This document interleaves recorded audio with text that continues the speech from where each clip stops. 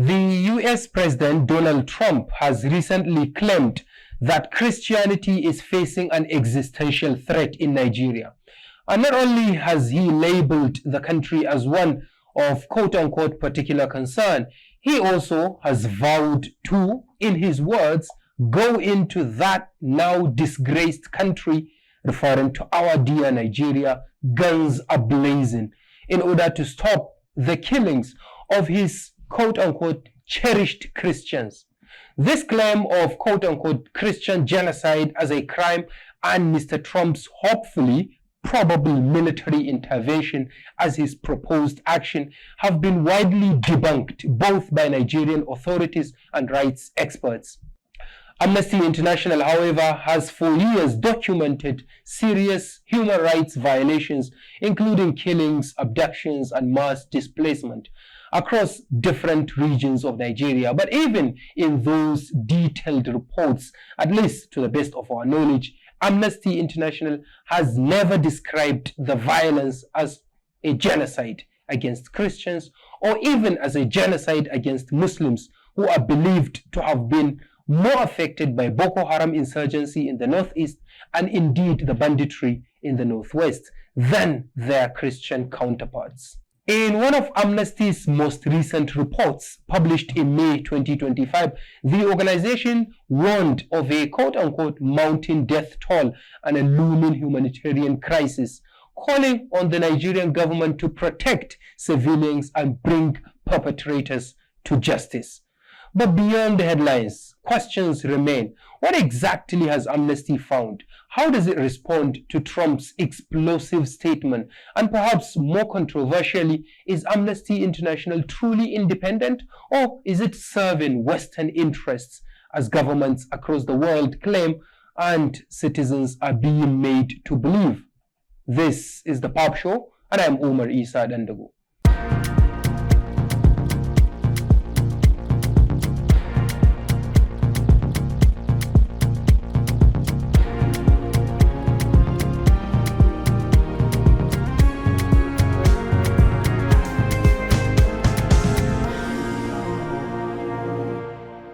Well, tonight we are joined by the man at the center of those questions, Isa Sanusi, the Executive Director of Amnesty International Nigeria, who also worked for the BBC as a journalist some years back.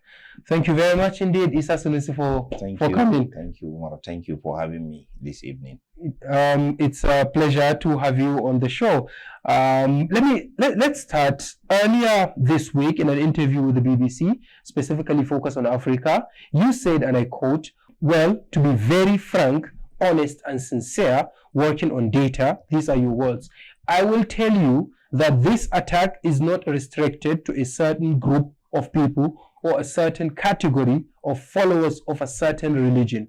These terrorists and murderers kill people indiscriminately, and they don't check whether you are a Muslim or a Christian.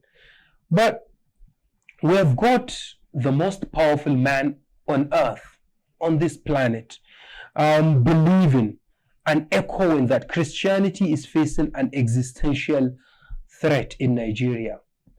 Has he got the wrong information, Isa? Well, I don't think that he got any information. I think he was basing his statements on unverifiable detail, and he was not looking at the whole issue from a bigger picture, from all angles. You can't just take a matter outside its context and then make a judgment. But Donald Trump, that is his way, that is his divisive politics, that is his rhetorics. You remember some times ago, he and some of his financiers made a similar move against South Africa. They alleged that South Africa, there is a genocide against white people. And, South Africa had to push back. And the reason why he was punishing South Africa with that allegation was because South Africa was against the genocide by Israel against the people of Gaza, who are majority Muslim, and there are a lot of Christians. Therefore, we have to know who is talking, and the person talking is Trump. And that is the Trumpian way of doing things, just talking anyhow. And that is how he is even approaching the internal politics of the United States. Okay. I believe that his judgment and his decision is not informed by verifiable data. So he has got the wrong information. He got the wrong information. And he's acting on it. Yeah, and he's acting on it. And that is his style. And that makes him ignorant? Yeah, very big ignorant. Okay. And that is why, anybody who knows his approach to politics should not be surprised, because he has been doing this about a lot of things. Look at what he is doing in Venezuela, where they are trying vehemently to remove Nicolas Maduro from power because he is holding a different opinion or different political view from them. And because of that, they are using the excuse of drugs traffickers on small boats.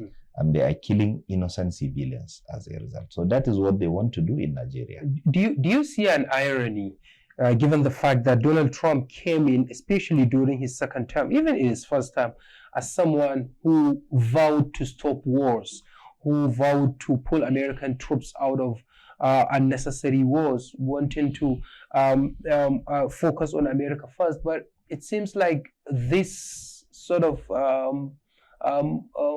decision, if I could use this word of his, is sort of shifting. Yes, so as you know, this is somebody who is claiming to have stopped wars. 8 wars now. 8 wars. Including the Gaza one. Yes. And we're laughing. So yeah. It's just a part of, he's a showman. He is a man who likes to be on the limelight, and he wants people to be talking about him. But we have to know that, Donald Trump, no matter how powerful he is, he should not be allowed to toy with the peace and security of a big country like Nigeria. And I want to bring you back to the fact that Nigeria, as we know, the government in Nigeria is a failure, complete failure. That is my opinion. Your personal opinion or Amnesty International's opinion? That is the position of Amnesty International. As far as protected lives is concerned, Nigerian government has failed. Because these killings have been going on for years and years. In Zamfara, it has been going on since 2012. So there were promises to end them, but everything is escalating. When you say Nigerian government, are you talking about the Tinubu government or the APC government? All the government from 2012 to date, when these killings started, they were irresponsible. Okay, because the Tinubu government would say you should be fair to them, that they have been in the office for like 2 years. Well, government is a continuous process. There is no way they can exonerate themselves. They sign the dotted lines. They know what they are taking over. Therefore, the issue is, while Trump is using Nigeria to play his own petty politics, we also have to know that there is huge injustice in Nigeria. The government has failed to protect people, and when Christians say that they are being killed, you can't deny it. They are, of course, killed. When Muslims are not talking about being killed, well, that is their own choice. But we should not dismiss the concerns and the grievances of the Christian communities, because when they say they are being killed, it's true, they are being killed. And it happened that most of the killers or majority of them are Muslims. Therefore, they have the reason to say that, well, this thing is religious, even though there is no any evidence so far to prove that the main motive of these killings is religious. But we should not as well try to dismiss or downplay the grievances of the Christian communities in northern Nigeria. And when those Christians complain that they are being massacred, killed, and they even use the word genocide being perpetrated against them, some Muslims in the northeast and northwest, when they want to complain, who would they complain to if they were to do that? Well, that is why Saudi Arabia, Iran. That is why we don't like this divisive way of looking at things, or this religious way. Humanity is humanity. So when you are protecting lives, you have to also know that whether the person is a Muslim or atheist or Christian, they are all human beings. Even we have traditional worshippers still in our rural communities. Therefore, when we are protecting lives, we should not discriminate. Okay. And when we are fighting terrorism, we should not discriminate and say that, okay, we will only fight terrorism in areas where Christians are majority or in areas where only Muslims are majority.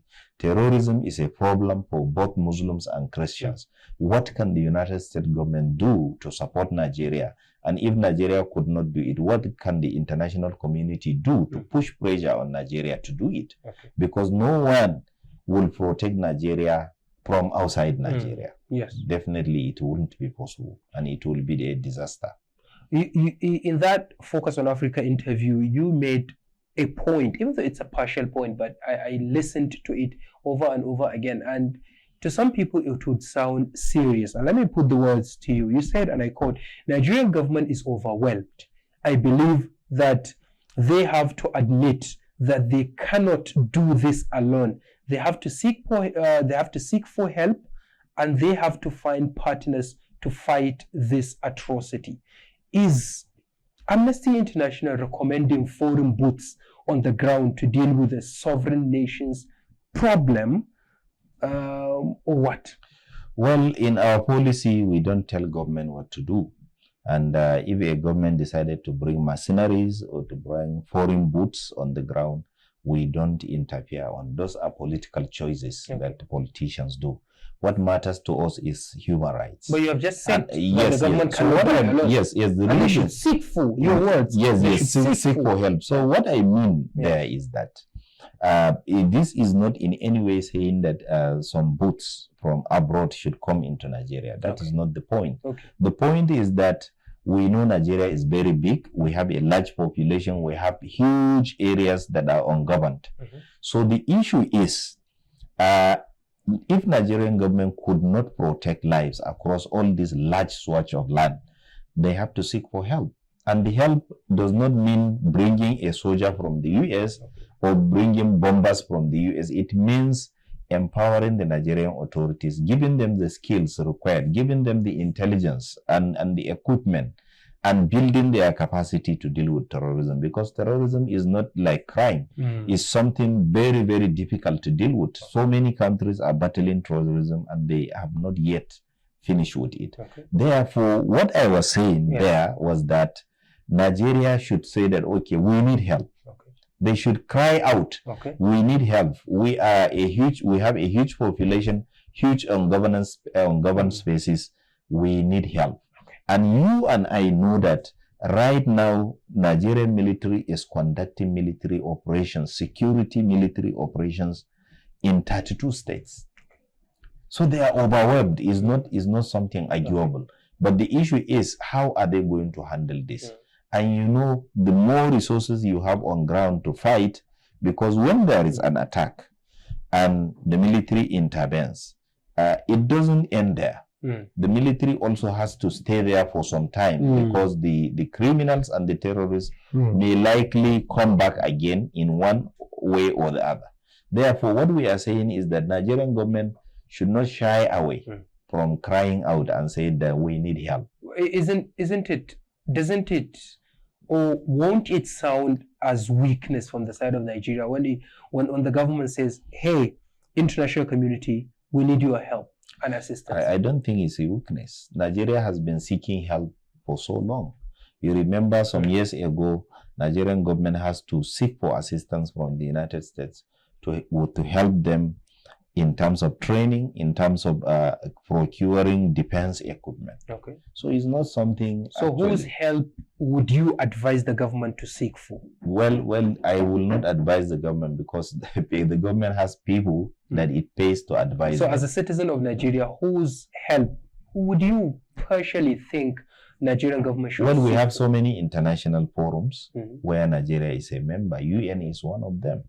And we have so many things like G20 and all those platforms. That is where you have powerful nations who are advanced militarily, where Nigeria can say, okay, we have deficit in the area of surveillance or in the area of intelligence. Is there any country that will help us? There is nothing wrong in doing that. And I believe that we have reached a point where Nigerian government should not shy away from doing that. I remember that This killing started, you will hear about 5 people killed, 10 people killed, and it is gradually becoming normalized to the extent that these days, even when 200 people are killed, no one even bothers. It doesn't even make it to the front page of newspapers. So we are gradually normalizing it, and we don't want to reach a situation whereby only when 1,000 people are killed, then it will become a news. Yeah. We want to have 0 killings. We want to have terrorism completely eradicated and eliminated from our land. We want to make sure that all these killings that have been happening since 2012 and beyond, especially in the Northeast, we want to make sure that while peace is being restored and gains are being made in fighting the terrorists, we also have to make sure that these killers are traced no matter where they are, and they are brought to justice. Because without justice for the victims, this conflict is not going to be over, no matter what. Do you think there is a foreign interest in seeing Nigeria destabilized? Well, I don't believe in conspiracy theories, and I don't think Nigeria is a country of interest to any nation at all. Of course, Nigeria has mineral resources. It has a lot of vast land, and we are now talking about precious resources, minerals, very good, that are used for today's technology, chips and, electronic vehicles. Yes. We know Nigeria has lithium and all those things, but I don't want to go the way of conspiracy theory. That makes it have some qualities similar to those of Iraq and Afghanistan. Maybe Congo, because Congo is because Congo is destabilized forever, and we know that Congo is one of the richest in the world in terms of deposit of gold and other precious metals. And the West is involved. Definitely, the West is involved. The allegation has been going on, and no one is denying it. Unproven? Well, I don't have any evidence about that, but we know that when you read books, when you read investigations, you realize that most of the companies exploring those minerals are Western companies. Therefore, that is why people can assume. But I don't want us to go the way of conspiracy. I want us to be realistic. In the sense that if we as a people, we cannot take our own destiny in our own hands, I think we have failed. We have failed ourselves. We have failed Africa. We have failed even the next generation to come. Because as a people, we should be able to protect our country. And we should be able to protect lives to the extent that anybody and everyone can go and sleep with 2 eyes closed without the fear of being attacked or killed. But that is the responsibility of government. That is the responsibility. Which you have said vehemently, to use your own word, that it has failed. Definitely it has failed. You consider the Tinubu government as a failure? It has failed. Even the government before Tinubu was a failure. Even before that one was a failure. Buhari would be angry with you hearing this, simply because when he came into power in 2015, there were about 14 local governments in the northeast under Boko Haram. But after he assumed power, things got better. Well, I'm not saying that there was no success, no matter how insignificant or small it is. But what I'm saying is that as a leader and as a leader of a people, your dignity, your success is determined by how safe your people are. When you go to other countries, you will go out of your house at 4 a.m., 3 a.m., you will never be afraid. No one will be afraid of what is going to happen to you. Unfortunately, you can't do that in Nigeria anywhere. And when you go to the rural areas have been unsafe for so long. In fact, between January and June 2020, over 3,140 people were killed in rural areas in Nigeria. Just within January to June 2020. 6 months. Yes. 3,140, yes.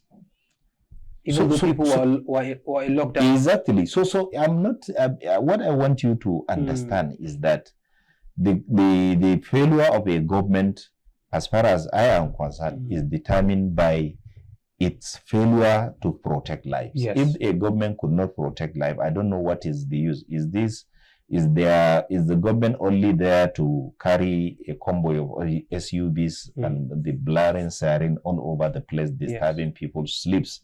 So what I'm saying is that the government has proven to be a failure because it could not protect lives. The moment it could protect lives, it has fulfilled an important obligation.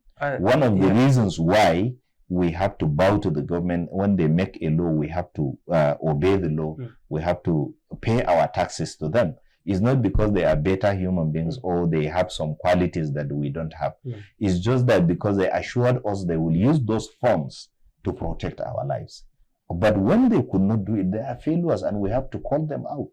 Okay. You mentioned, even though partially, and in that interview with Focus on Africa, you mentioned it clearly that those attacks happen mostly in rural areas. More people have been killed and are being killed in the rural areas than they are in the cities.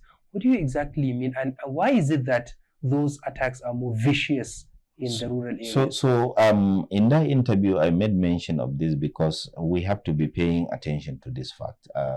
Over the last 3, 4, 5 years, these attacks have been intensifying. They have been escalating in the rural areas. So we have to ask the question, why rural areas?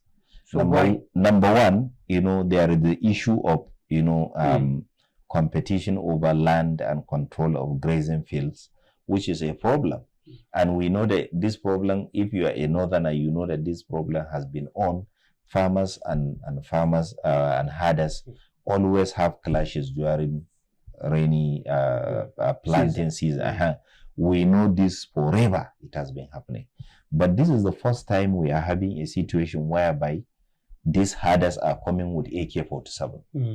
Whether they are real herders or not, where they come from, what is their motive, is government that should do an investigation and find out.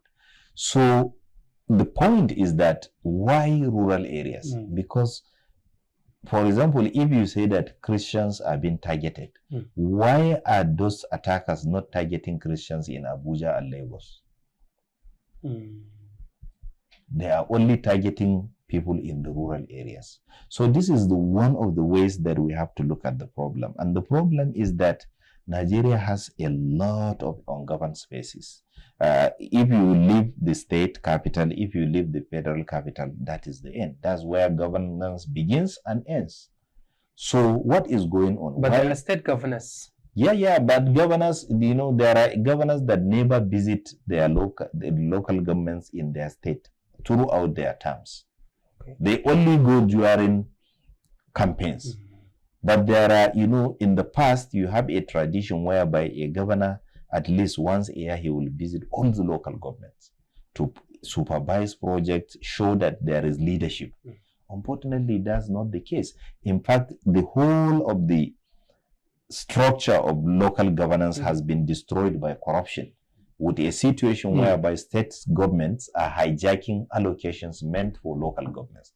And this brings what we call total breakdown of governance at the lower level. And in the absence of governance, the gunmen, bandits, and herders are taking advantage of that vacuum. And that is why they find it very easy to go and kill 100 farmers, do it today, do it tomorrow, and do it again without consequences.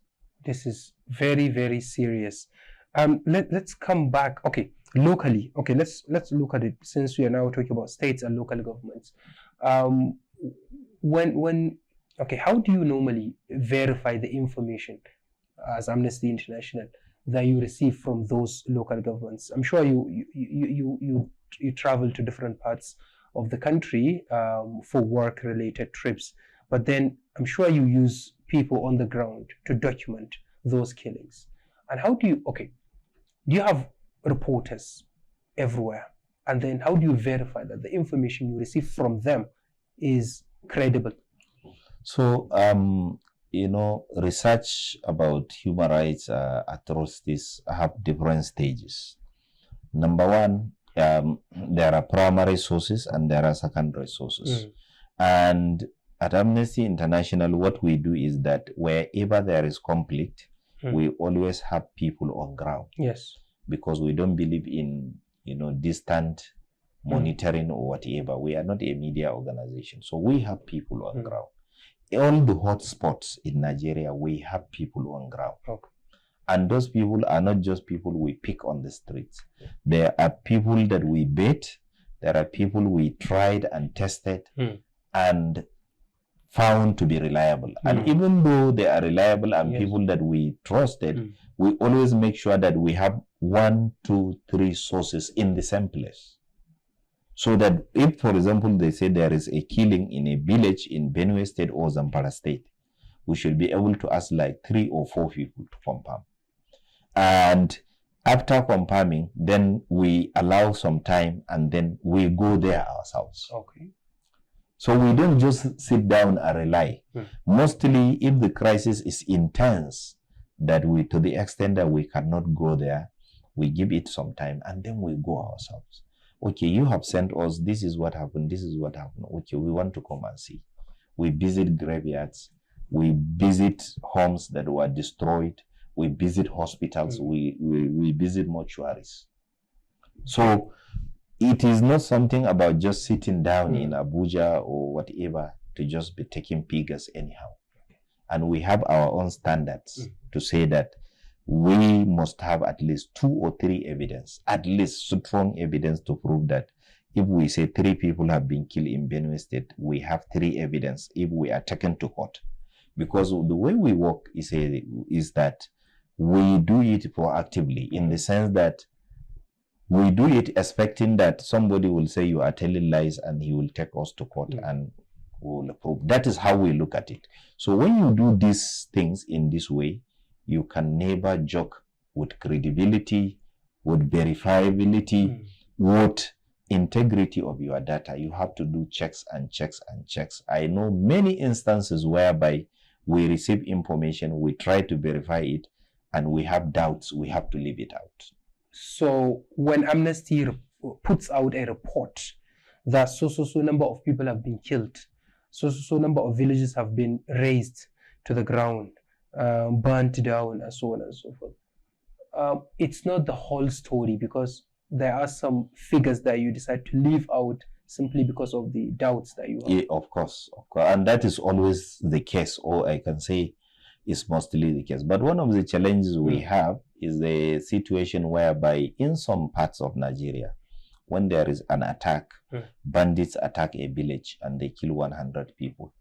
The people are hurriedly buried and there is no documentation. Okay. While in other places, the moment there is an attack, they will document the atrocities. They will say so person, full name, date of birth, age, the place where that person was attacked. You, within an hour after the attack or 2 hours, you will have a very standard and credible information about the number of people killed, including their names and date of birth. Very comprehensive. Can you be more specific and clear as to which places you have difficulty getting the data, and which places you have easy access to the data? For example, when there is an incident in Benue or Plateau, it's very easy to get data because people document these things. People ensure that there is record for these deaths. But in places like Katsina and Zamfara, it is very difficult. In fact, sometimes there will be an attack, 30, 40 people will be killed, and no one will tell you their names. Even if you try to get those names, you can never get them. This is confusing. Why the disparity? Why the differences? Well, the difference is approach to life, because maybe the people who don't document have a fatalistic approach to life. Okay. They believe that what happened has happened and therefore we have to move to other things. But then people believe that, look, this is an atrocity, we have to record it, we have to seek for justice. So what about... And they even follow it up with petitions. They attach those lists, they attach the pictures of the people when they are alive and after they have been killed. Sometimes you even have the picture of the victim accompanied by his picture while he was alive and his dead body.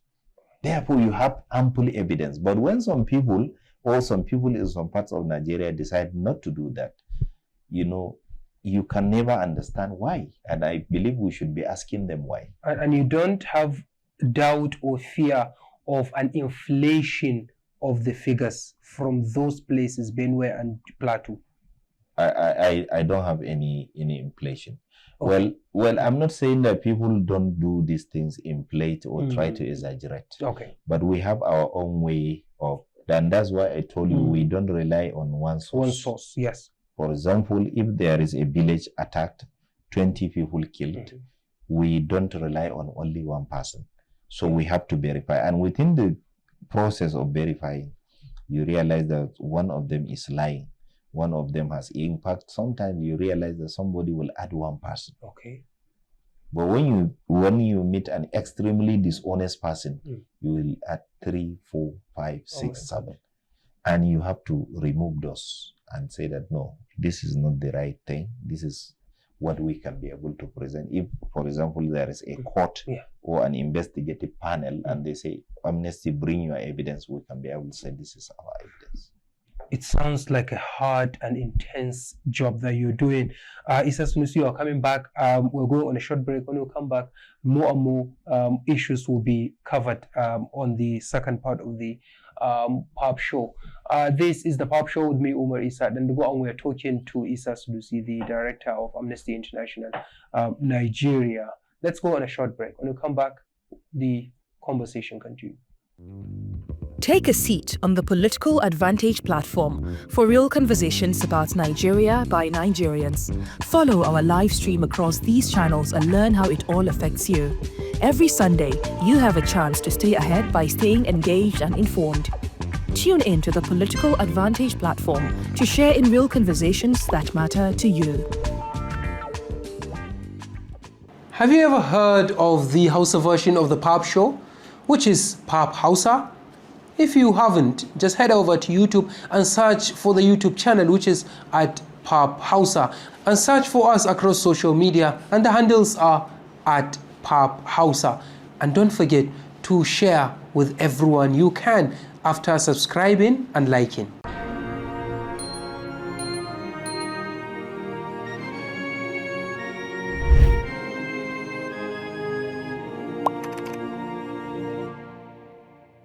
Welcome back. This is the PAPShow with me, Umar Isa Dandago, and my guest today is Isa Sanusi, the Executive Director of Amnesty International Nigeria. And we have been talking about Donald Trump's threat to, well, as many people put it, invade Nigeria and cut off aid as a result of what he has been fed with regarding the issue of Christian genocide that has been proven to be misinformation. Welcome back, Isa Sanusi. Thank you very much. Let's move on. We were talking a lot about the challenges that Amnesty International has been getting while trying to access data and information of those affected by the violence that has been happening in especially the northern part of the country. But one interesting thing is that politicians, not only in Nigeria but across the world, have been expressing doubts about Amnesty International's credibility. They said that you are biased, you have selection bias, and so on and so forth. When you hear reports or rhetorics like this, what do you feel, and does it discourage you, and how do you respond to them? Well, I've been doing this work for like 9 years now, over 9 years, and I'm used to this kind of things. Everywhere is not about Africa, it's not about Nigeria, it's not about USA, it's not about the United Kingdom. Everywhere you go, Amnesty faces confrontation from authorities who say, well, you people are just telling lies, or your information is misleading. But, you know, one thing that stands out is the fact that all those people attacking what we are doing, they hardly come up with verifiable evidence to prove us wrong. I believe if they were proving us wrong, we would have gone out of business completely many years ago. But we are an organization that believe in justice, believe in truth. We don't discriminate between races. We don't discriminate religiously. We don't discriminate based on gender. We don't discriminate based on ethnicity. We treat human beings as human beings. And that is why when this, all this, rhetorics from Trump started coming, people are asking how many Christians. Well, when we are documenting people that were killed in a certain location, we don't ask whether they are Christians or Muslims. We believe that every human life should be protected.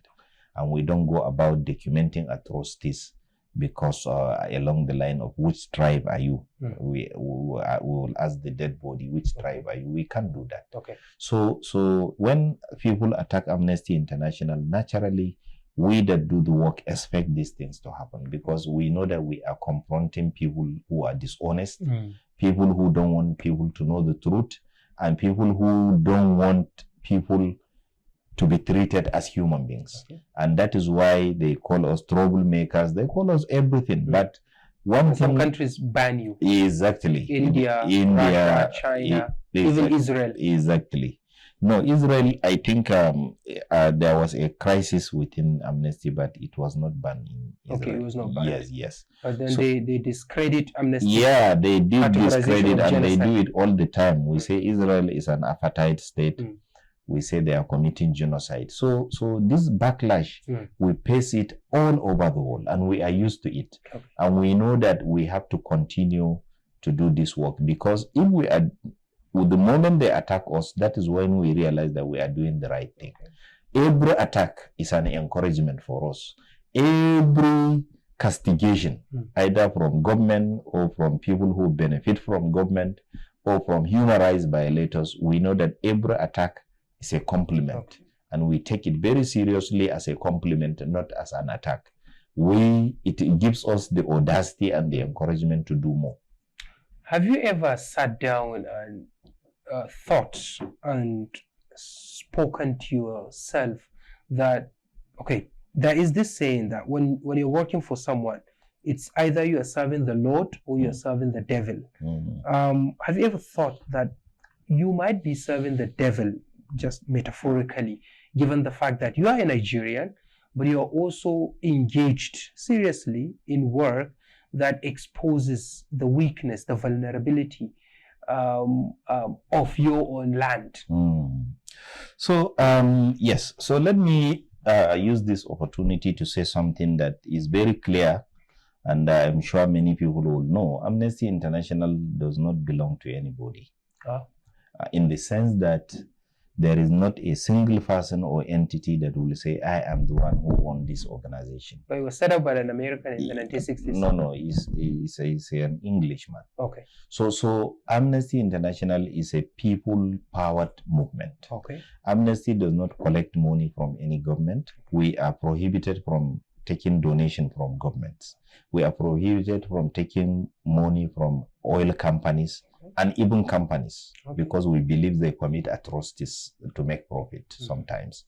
Therefore, Amnesty is financed by individuals, people that are members, people that are ordinary people living their daily lives. They contribute $10, $20. That is how Amnesty is run. And the way it is managed is not as if somebody will sit down in London or Washington and tell you this is what you are going to do. No, we run a democratic system whereby you have directors for every country, and whenever there is a big decision, it is discussed in the open. What do we say about this, or how do we go about confronting this human rights problem? And the majority or the most sound ideas will have their way. So it's not as if we have a paymaster who is hidden and giving us directives on what to do. And even in Nigeria, that is what we are doing now. We are in the process of democratizing the organization so that people like you, anybody can just come and join and pay membership dues. And that membership dues is what will be used to do investigations, to do research, to do human rights education. So we are not dependent on anybody, and we don't have anybody dictating to us. In fact, even our policies are decided by ourselves. And about, exposing your country or weakness of your country, I don't think what we do can be described exactly as that. Okay. But what we are doing is telling the authorities, we always say that we are not a government, we are not a court of law. And that was why when we investigate crisis or conflict or killings or human rights violations, we say we send it to the government. Before we even release our findings to the public, we send it to the government. Okay. And we give them 3 weeks. And when we send it to them, we say, okay, we have found out this. We want you to pay attention to these things. And within those 3 weeks, we are expecting the government to do the right thing, maybe address the problem. Maybe we are not expecting them to come back to us, but do something. Protect human life, protect the dignity of people. Yeah.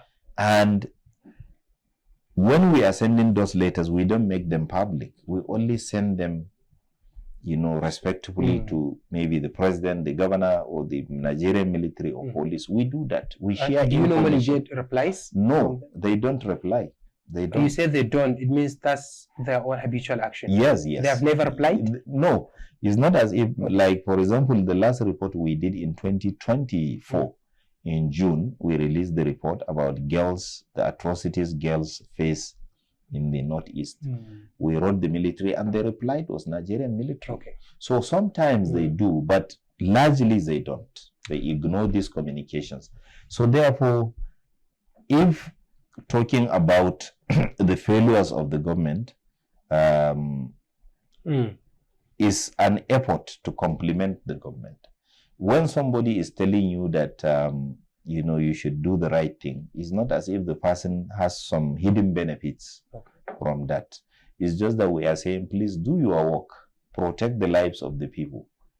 And when they fail to do it, we say it directly without sugarcoating, without cutting corners.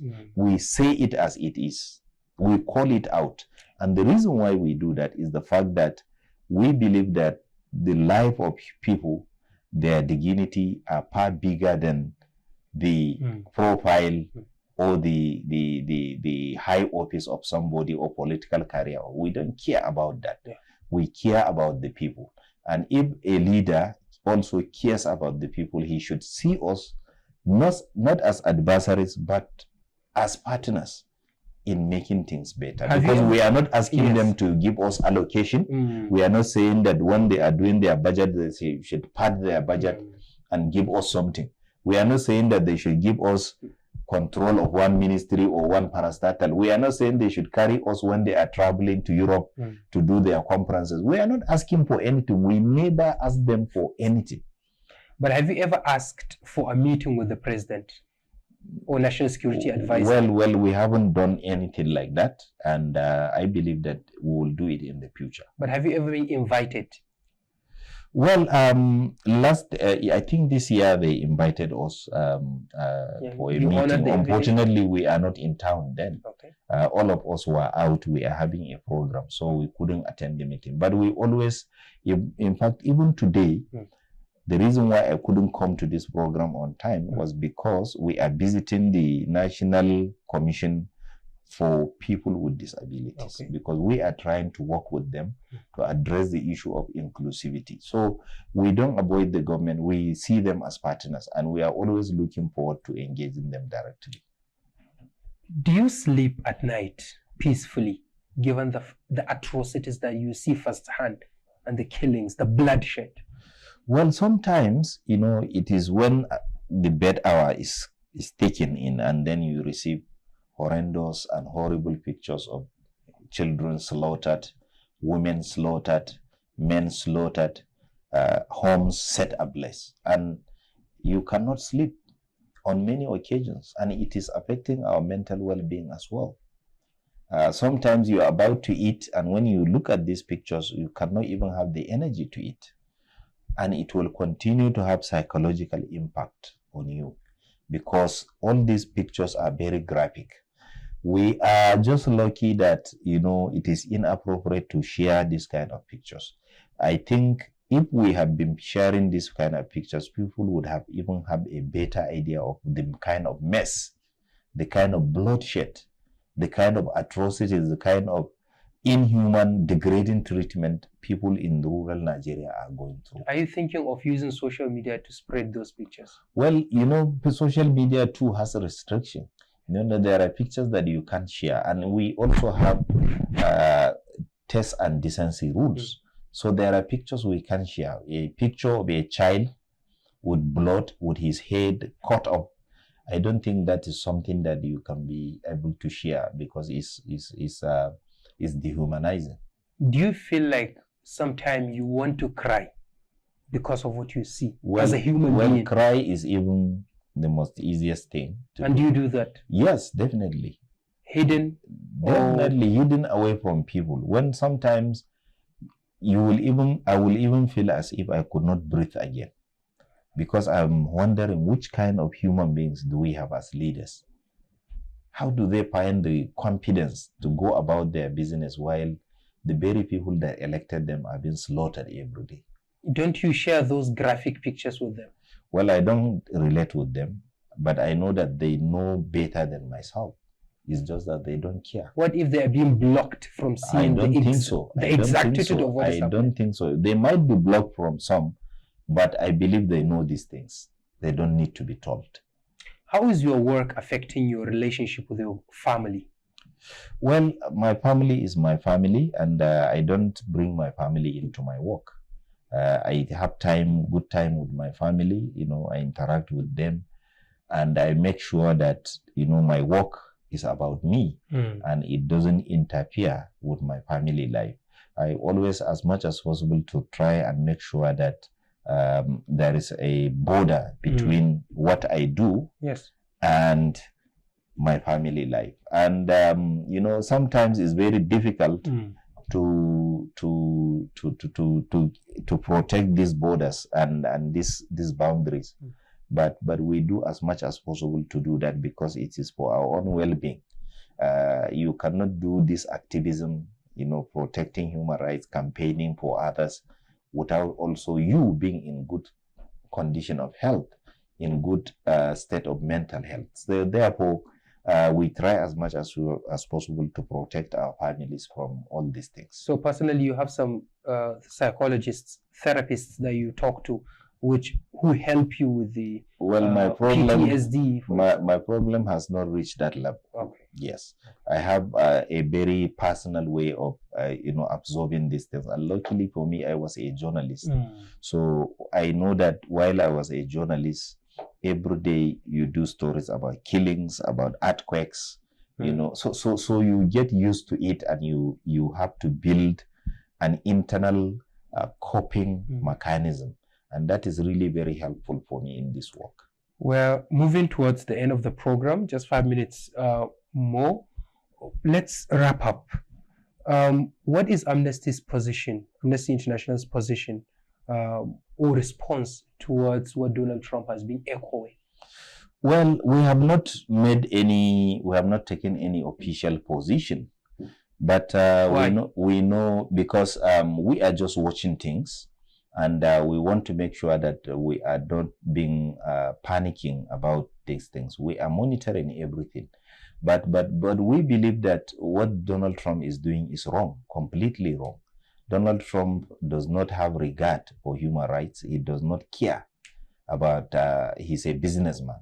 So what he is doing and his approach to the issue in Nigeria is completely wrong, unbecoming of a leader, because that is not how to address problems. You remember many people have done a research, and they discovered that most of the information he was relying on was completely unreal, completely not factual. And a leader shouldn't be found to be doing that. We believe that if you want to help Nigeria to fight terrorism, I don't think Nigerian leaders will reject it. I don't think anybody in Nigeria will reject that help. Okay. But especially if the territorial integrity and the sovereignty of the nation is protected. Well, even if we are a failed state, we are not a failed state. Even if we are a failed state, there is no way you can dismiss the sovereignty of a people. I think Donald Trump should have treated Nigeria with respect, with regard. Things can go out of hand, of course, but they have not reached there. Has he approached Nigerian leaders and tell them that I want to help you fight terrorism, and then they rejected? He has the right to come out and make all those noise, but he didn't. It's just a showmanship that he is doing, just like a television figure, doing things. So it's just. Which makes him, or as many people think, he's bluffing. Do you think he's bluffing? Yeah, worse than bluffing. And he has been doing it about so many things. He did it about Gaza. He did it about other places. So we should not take his claims seriously. Well, I don't think, I don't want to advise anybody, but I don't take him serious personally. And I don't think he is a good leader, because that is not how to treat people. How should, I'm sorry to cut you off, how should the Tinubu government handle and the security architecture of Nigeria? Well, that's why I told you I don't have any advice for the government. But I believe that the government should do the right thing. Okay. This thing is a wake-up call for Nigerian government. They should know that the world is watching. The world is watching what is going on. You can't allow your people to be slaughtered by ruthless gunmen every day and then pretend that everything is okay. You are so obsessed with the election to the extent that you don't care. There is no way. The country cannot survive these killings. We have to stop them. Tinubu has to do more. We are not saying that they are not doing anything, but they have to do more. The killings, we have to go back to the past where we have 0 killings by gunmen. Eliminate terrorism. Terrorism is difficult to end, but we have to give it the priority it deserves. Let us protect the rural areas. Let us make sure that every life that is lost of a Nigerian, there is accountability, there is justice. That is just the job of Tinubu. I don't need to even advise him about this. He knows that. Yes. Well, your final words about the show. Well, this is a very wonderful show, and I'm sure that it is going to change the media landscape. And I'm very happy that we have this kind of platform. PAP is an opportunity to have elaborate discussions and take up very important issues in a very dispassionate way. Thank you so much. Good luck. Thank you very much. Thank you very much indeed, Isa Sanusi, for being on the show. Thank you. We really appreciate it. Thank you. And we hope when next we invite you, we'll be able to come back when you are less busy. Thank you so much for having me. Yeah. Thank you very much. Tonight's conversation goes beyond labels and headlines. Amnesty International's reports remind us of the deep human costs of the Nigeria's security crisis, the killings, the disappearances, the shattered communities. But those same reports also show that this is not a simple story of one faith under attack by another.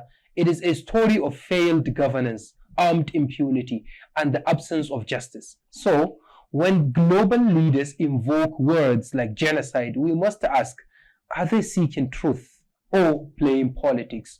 What Nigeria needs is accountability, not alarmism, transparency, not propaganda. Many, many thanks indeed to Isa Sanusi for joining us on the PAPShow, and to our viewers, always question the narrative, but never ignore the facts.